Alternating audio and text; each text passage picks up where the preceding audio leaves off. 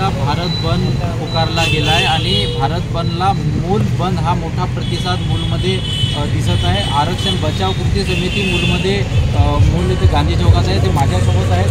कशासाठी आपण नेमकं भारत बंद केला आहे आणि मूल बंद सुद्धा दिनांक 1 ऑगस्ट 2024ला जे सुप्रीम कोर्टाने केंद्र सरकारला सजेस्टेड निर्णय दिलेला आहे, त्यामध्ये संविधानिक होमोजिनियस असलेल्या अनुसूचित जाती आणि अनुसूचित जमाती या प्रवर्गामध्ये ABCD असं उपप्रवर्ग करण्यासाठी निर्णय दिलेला आहे आणि क्रिमिलेअर लावण्यासाठी निर्णय दिलेला आहे, जो की संपूर्णतया असंविधानिक आहे, संविधानाच्या विरोधात आहे आणि याचा परिणाम या संविधानाच्या निर्णयाच्या विरोधात जाऊन समाजामध्ये दुही निर्माण करणारा आहे।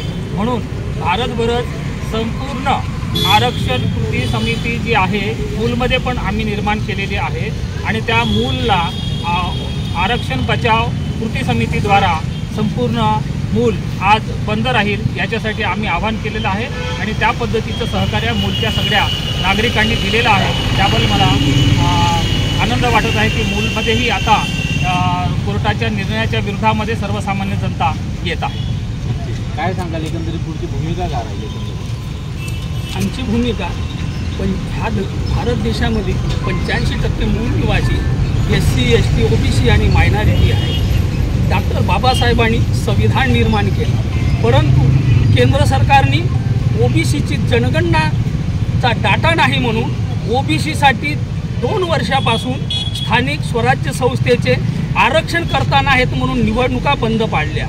त्यामुळे ह्या आरक्षणाचा फटका ज्याप्रमाणे SC STवरही पडत आहे, तो क्रिमिलेअरचा फटका आणि जनगणनेचा फटका OBC घटकावरही पडत आहे।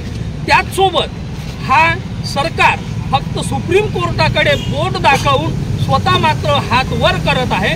तरी हा आंदोलन एवढ्या पुरता न थांबता ह्या केंद्र सरकारने SC ST आणि OBC यांचे आरक्षण जसे संविधानात आहे त्याच पद्धतीनं लागू करावे, अन्यथा येणाऱ्या पुढील काळामध्ये याच्यापेक्षा मोठ्या चळवळी ह्या 85% समाजाकडून रस्त्यावरच्या घेतल्या जाईल, याची मात्र केंद्र सरकारनं नोंद घ्यावी अशी आमची ह्या भारत बंद आंदोलन समितीची इच्छा। पाला तर मोठ्या संख्येने या ठिकाणी आता कृती समितीचे लोक आहेत आणि यापुढेही मोठा आमचा संघर्ष चालू राहील असं त्यांचं म्हणणं आहे। कॅमेरामॅन गौरव सह अमित राऊत।